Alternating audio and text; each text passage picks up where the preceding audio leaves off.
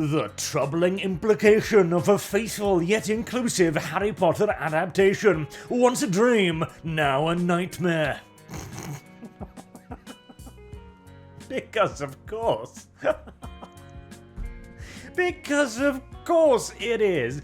Obviously now, a race-swapped Hermione is no longer not merely just not good enough, it is actually bad. It is an active hazard to progressivism. Literally yesterday, we talked about how the Harry Potter TV show, despite the largely right-wing success of Hogwarts Legacy, was likely to be rather woke in an effort to please those who literally cannot be pleased, and here we are. It's just... This is an article from the Maresu, archived, of course. Basically saying what I said yesterday. I discovered this a little bit too late, April 21st, but nevertheless, it does reinforce my point as it existed before I even knew it did. Frankly, I should have known, I should have searched for why a race-swapped Hermione is no longer progressive before I even made up my mind, because the simple fact is, you have a better chance bringing yourself to a pleasurable rectal orgasm with a cast iron cactus than you do pleasing these people for even a single solitary nanosecond. As nothing will ever be good enough. In fact, it will merely be another insult. And oh god. Right, we're gonna go hard right from the start here, as the first lines in the article is, as I am writing this, there is an active genocide happening to transgender people.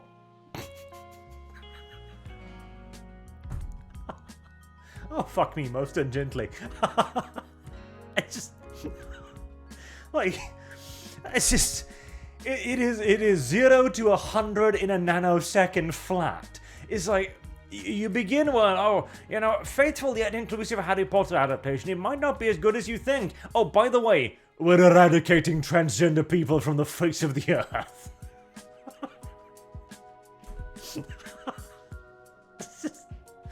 It is so far over the top. Like it's like an Indian action movie, you know? You've got the top and then you just whoosh right over it.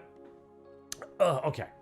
Right, so incidentally, in case you don't know, the progressive definition of a transgender genocide is not actually genociding trans people or killing them. In fact, they continue here, and among other groups facing ongoing erasure. By erasure, they mean not talked about constantly, not reaffirmed every second of every day. In fact, the very idea that you will not automatically accept everything they have to say equals genocide. It is a ridiculous notion, and it is a dangerous one as well because, well, it radicalizes people. Because if you actually manage to convince somebody that they are currently the victims of a genocide, despite not being currently genocided, then they might end up doing ridiculous shit, as we saw not that long ago, but anywho, the primary topic of today is this idiotic article, so let's get back on track. I wanted to start with this because I am a crazed ideologue who wishes to radicalize as many people as humanly possible, and because that's the main issue with Warner Bros. Discovery. The fact that they're genociding trans people. You know that old logo of like the water tower, the Warner Bros. Logo that opens up?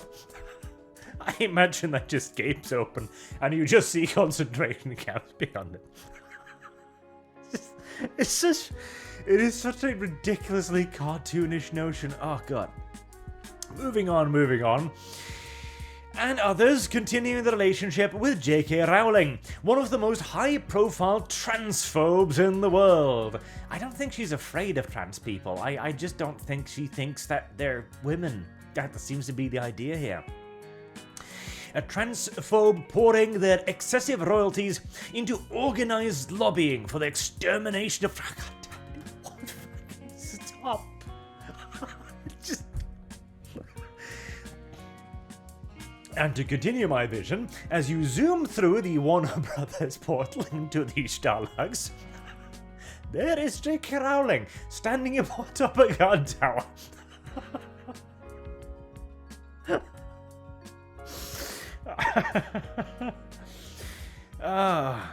What, Arbeit macht magic, maybe, on the front gate?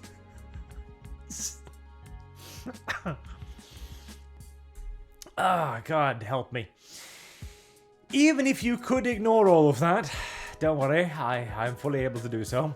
There are still major red flags with the announcement of the Harry Potter TV reboot's commitment to a faithful adaptation that didn't just spring up out of nowhere after Rowling's transphobia came out. And just to hammer home how irrelevant this supposed genocide actually is, these paragraphs are the only parts of this supposedly ridiculously important genocide happening in this otherwise rather goddamn lengthy heck of an article. They know they're lying, and they have no shame about it. Like it comes as natural as breathing to them. For over 5 years, the Mary Sue writers, among others, have talked about several issues within Harry Potter. All of these are basically self-links, by the way, because that's the only way they can stay alive. Thank God for archives. That yielded a yikes with the slightest bit of reflection. However, the number one topic for discussion among those critical of Harry Potter reboot is the handling of race. Other than why a Harry Potter reboot over stories people have wanted for years, like the Marauders, regardless of the race of her actress, Hermione has been the racialized character most discussed since the reboot announcement. Most racialized character discussed in general, really. As the gateway for Harry to learn about wizarding, white supremacy. I fucking love this, dear though. Like, this book was quoted as their literal Bible for a decade plus. But now that J.K. Rowling doesn't believe that men can be women, she is the closest thing to Satan imaginable, and her books, the entire wizarding world, is just a Sieg Heil's neo-Nazi white supremacist society. Like that. It is truly rather magical. Hermione is the marginalized person. Through her, we learn that wizards have their own community, slurs, and blood hierarchy. Something anti-vaxxers have astoundingly appropriate.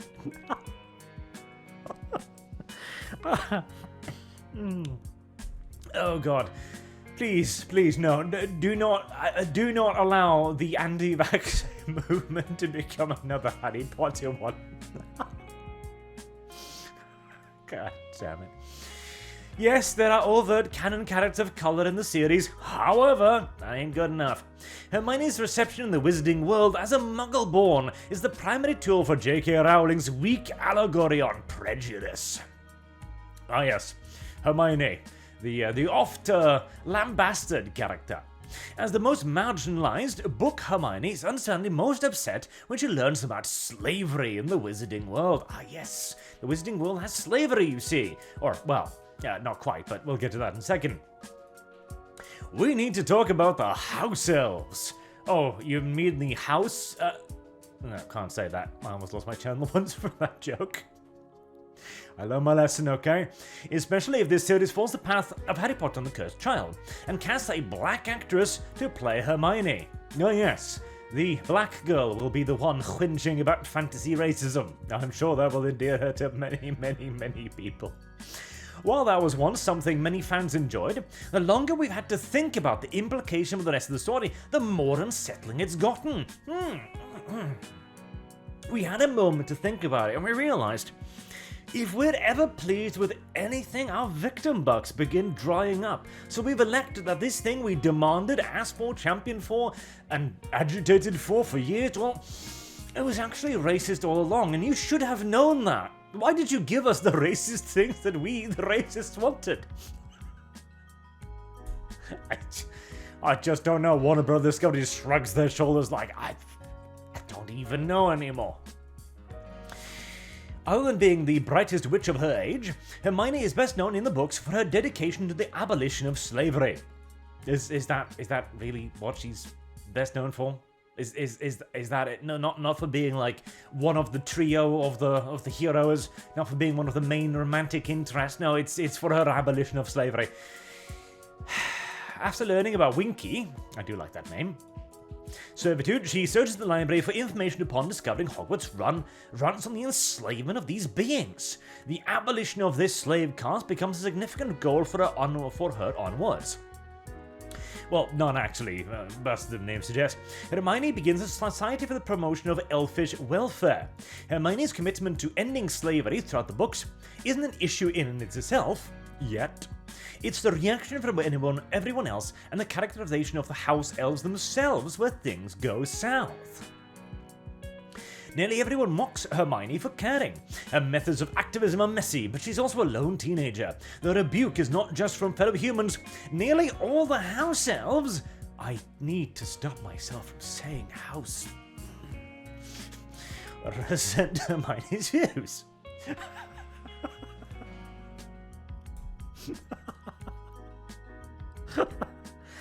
Okay. I am laughing because there literally exists a book documenting the views of freed slaves after, like, the American Civil War, and a huge amount of them are like, I wish we could go back to slavery because my master took care of me. Unironically. And, okay. To expand upon that, obviously it is because these were slaves in the South. Many of them, well, they were being taken care of. The horror stories of the slaves beaten, abused, raped, etc., they weren't as common as we like to think. Many of them lived relatively stable lives under relatively decent masters. And when those masters disappeared and could no longer afford to keep them, well, there wasn't really a good system to take care of them. The whole idea of a mule and 11 acres or whatever was rarely, if ever, actually fulfilled, meaning that a lot of the slaves simply essentially just lost their jobs, lost their housing privileges, lost their access to food, etc., like that, and were told, hey, be happy, you're free now. Yeah, free to starve. Now, that is not me championing southern slavery, mind you. I am merely pointing out that there are circumstances that might be worse. And in the case of fantasy slavery here, the house elves, actually, Rowling writes all about Dobby as happy in their state as slaves. Creature wants to stay in the house of his master and serve the worthy members of the Black family. Winky was so upset with her freedom that it drove her to drink, because the house elves literally like servitude. It is something they enjoy. It is something like natural to them. They're not being forced to do this. There is no enforcement system. They weren't enslaved in the past. They weren't conditioned to do this. This appears to be a part of this fantasy race's innate existence, which is exactly why they all rebel against the idea of freeing them, because to them, freedom is something anathema to their very, again, being, which is why everybody makes fun of Hermione, because the house elves themselves say, no, please, we like this is where we would like to actually be. But Hermione, of course, knows better. We know better. We will free these silly little house elves from their preferred style of life. Everyone gets upset when Hermione's activism goes from advocation to action, as she attempts to free the elves that clean the Gryffindor dormitory. If Harry Potter were a product of the 2010s, her classmates would call her an SJW. Oh, don't worry, I'll call you an SJW today in 2023 as well. The house elves stop coming to clean the rooms, and her classmates blame her. The only other person who works to end slavery is a non-canonical Slytherin Liz Tatley. Neville, Ron, Harry technically don't spew, but just to keep Hermione off their backs. Whilst Dumbledore does employ in-house 2 free house elves, Dobby and Winky, it doesn't erase the hundreds of enslaved elves under his watch for 40 years. It's too benevolent slave master revisionism for me. Ah, yes. Although, again, he employs the freed house elves, meaning that even the ones that were free were instantly like, can we just have our old jobs back, please, Mr. Dumbledore? Transatlantic parallels. Oh yes, we are going to go deeper down this rabbit hole, we are. This isn't a loose analogy. I'm projecting slave appears 11 times in The Goblets of Fire, a book that's like 300 odd pages long, the details. Through characters like Ron, Rowling employs common, contemporary, and historical excuses for slavery to defend this hierarchy. He and others insist that elves are house-fed and mostly treated well, part of the family. Despite being inherited like objects, Harry and Hermione's creature, house elves are part of the families they serve. House elves are supposedly predisposed to cater to those giving full humanity and autonomy, even if it means hurting themselves like Dobby did when he first came to warn Harry about the Chamber of Secrets. Correct, this seems to simply just be a part of their being, and if anything, taking that away from them appears to hurt them more than letting them be as they are. Hermione, open your ears, said Ron loudly. They like it. They like being enslaved. Oh, the Mary Sue, you are a wonderful little comedy blog. You genuinely are. They have no sense of self. House elves do not appear to even have elfish families or any semblance of culture, unlike other similar beings, because they're a fantasy goddamn race. Hermione even lambasts historical revisionism and the downplay of slavery in her favourite book. Unfortunately, this is as topical as it was when the book was published 23 years ago. Oh yes, because in 2023, slavery in the West is still a very large problem, you see, which we just haven't figured out how to fix just yet. Ah, heavens. Harry and Hermione feel uncomfortable with overt expressions of social hierarchy between wizards, muggles, and magical beings, especially after Voldemort's return, because he is basically the Hitler of the universe. However, both stop short of actually change beyond the hunting of non-pureblood wizards. The status quo returns following the defeat of Voldemort, the state is thematically resembling Theodore Roosevelt's equestrian statue, presumably returns. Theodore Roosevelt was kind of cool, by the way. They're shorter and mouse-like, but we know they are human enough to not be considered animals. I think this is bearing on from the house goblin thing. I don't know how these paragraphs fit together, honestly. For one, house elves do not have an entry in 2001 companion book, Fantastic Beasts and Where to Find Them. That's unlike werewolves, centaurs, and mere people. All but one were beings hired on as teachers in 2 novels and a movie. The only mention of house elves in blah blah blah blah blah is in the About the Author section here, blah blah blah blah blah. Notes new Scamander worked in the office for House Elf Relocation for 2 years. House Elf Relocation, the Resettlement Bureau. Additionally, Fantastic Beasts introduced half-human, half-house elf Irma Dugard. So somebody did rape their house elf at some point. Very well. The existence of Dugard, the child of Lestrange and enslaved house elf, means a high probability of rape. Forced to obey, house elves cannot consent.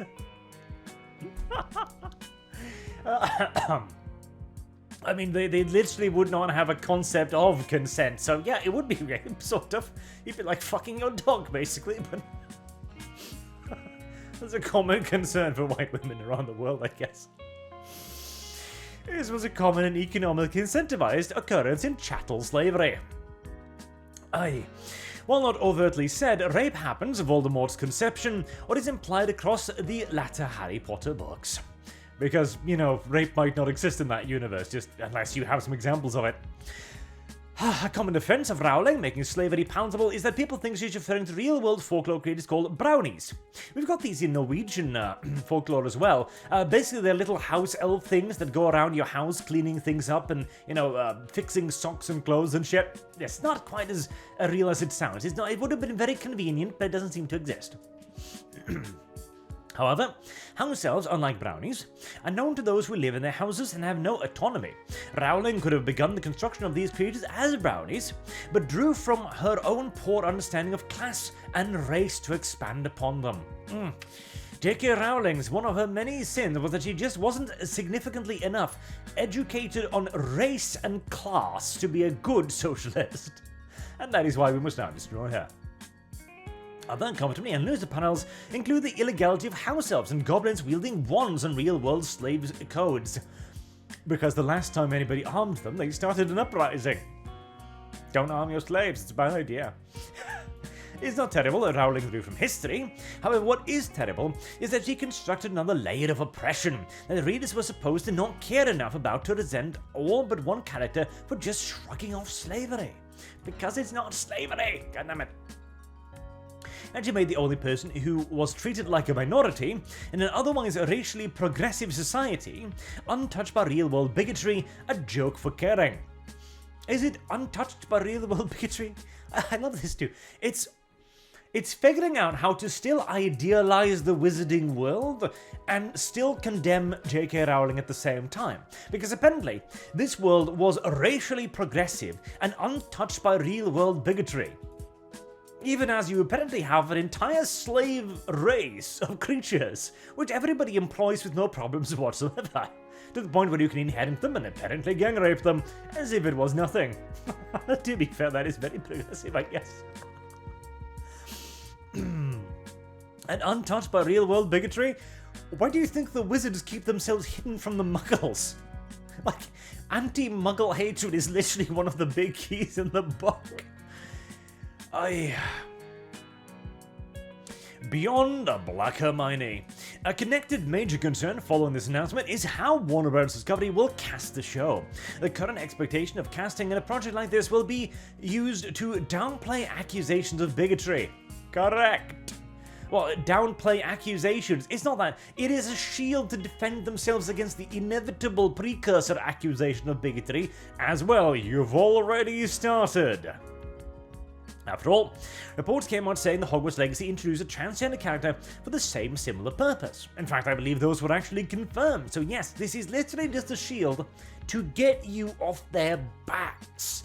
That is all. You are the winchy moral puritans of our age. You are the obnoxious, annoying church nuns, the church-going aunts of yesteryears who wouldn't stop nagging everybody's ears off about the invisible sin. That is you. You are that person. Please realize it and stop. That'd be lovely. Unlikely, but hey, we can hope. More relevant, Rowling has done this in the past. After the books were completed, she treated or cursed fans to bizarre facts she insisted were planned or intended all along. J.K. Rowling's retcons. Yes, indeed. That was a rather annoying thing and dumb thing as well, as she rewrote history in her own book several times, which is her prerogative as the author. But it was clearly her just virtue signaling to the progressive stack at the time, when they still liked her. Oh, Dumbledore is totally gay. Yeah, no, absolutely. Oh, there's lots of characters that are very progressive in my book. Oh, Hermione could definitely be black. I never wrote she was white, except, her pale face, etc. Details. And here we see the real reason. The correct ruling class of the progressives, the ones at the top of the stack, have decreed that Black Hermione is bad, and Mary Sue leaps to accept these instructions. Of all the major characters most likely to be race-swapped, at least they themselves admit it, the major dishonor in this case goes to none other than Hermione Granger. Following the casting announcement of Noma Dunweiser as Hermione, Harry Potter and the Cursed Child, the Black Woman, placed it years in the future, that some fans don't even accept as canon due to controversial story elements. Some fans, I mean you, don't seem to accept it. It felt like there was a surge in fan art imagining Hermione as black and brown. Starved for representation. It's effortless to see yourself as Hermione. Between her disruption and how she was marginalized as a muggle-born, the vision is there. Yes, if you constantly view yourself as an oppressed class to the point where you must force that view upon every character you read about, then I suppose it is. Before this announcement and stamp of approval from Rowling, black readers who connect with Hermione generally did one of two things. We either saw Hermione as white, as she was, but connected on our similarities, like human beings. But because what else are you going to do as a child when most three-dimensional characters are white? You see, we are incapable of connecting to anyone if they're not the correct skin color. And doing so, well, it requires all sorts of hocus pocus, apparently. Or always saw her as black. So the news was an affirmation of their truth. I love this, by the way. This is something that is popping up more and more right now. Their truth, our truth. It is the newspeak for, yeah, we know this is bullshit, but we have elected to believe it. And therefore, it is our truth. It is my truth. I have elected to believe this thing, and therefore it is true. And if you do not accept it, well, I guess you're just a bigot, aren't you? Same with the Cleopatra thing recently too. Oh god. It wasn't until in 2019 that I started to see the cracks in the stories. And this was only because I saw J.K. Rowling unveil bigoted views. Like, exactly. You didn't see anything wrong with anything until you saw the person behind it speak out against your church. And suddenly, once that person was now the Antichrist, you had to reevaluate your entire life and relationship with this book from your new religious lens. The character you liked had been denounced. Literally, the Pope had said, this person bad, and so you need to rework it. Clear-headed.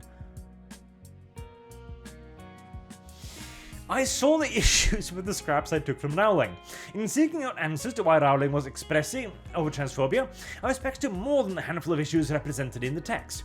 Now, with everything we know about Hermione, a black actress in a show seeking to be more faithful to the character, and story depicting in the books would be totally inappropriate. A colorblind fantasy, with a black lead is called wizard-specific slurs and made her fun of for her caring about slavery. No thanks. This paragraph right here tells you everything you need to know about this. The character in question, there's nothing wrong with the book. They didn't see anything wrong. They didn't see any of these problems until J.K. Rowling was excommunicated by the Holy Church of Progressive Wokeism. After which, he needed to look down deep, and everything was wrong now. All of it was a sin now. None of it was in accordance with the holy teachings of their good Mother Church. And so everything was wrong, and now everything that was good must now be automatically wrong as well. NPC. And God, this entire screen, this lengthy ass screen here, has been created solely for that purpose, to find some iota of rationale and reason to denounce the things they previously liked so they can justify the further attack upon the thing they previously liked. Can you imagine this? This very thought set. Right? You are a fan of something.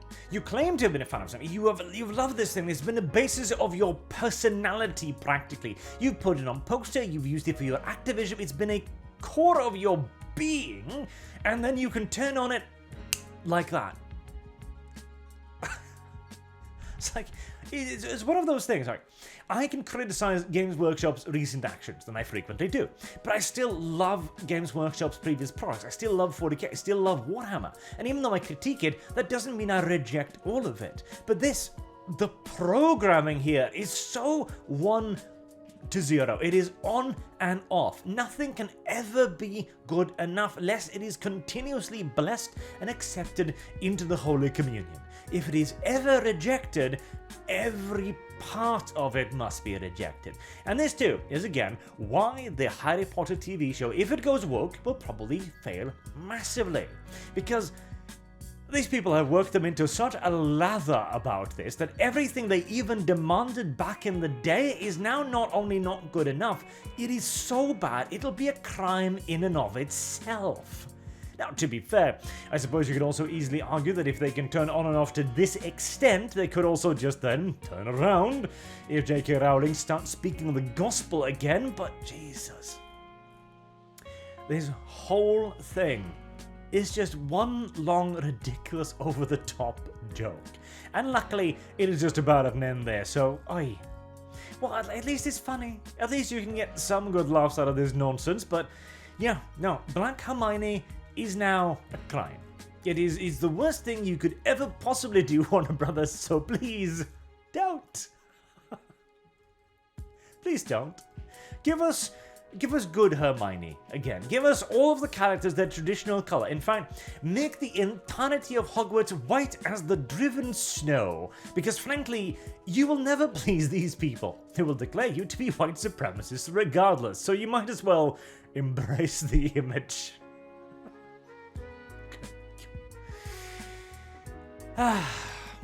Until next time, I've been Arch. Thank you all very much for watching, and I hope to see you all again soon. Have a good day.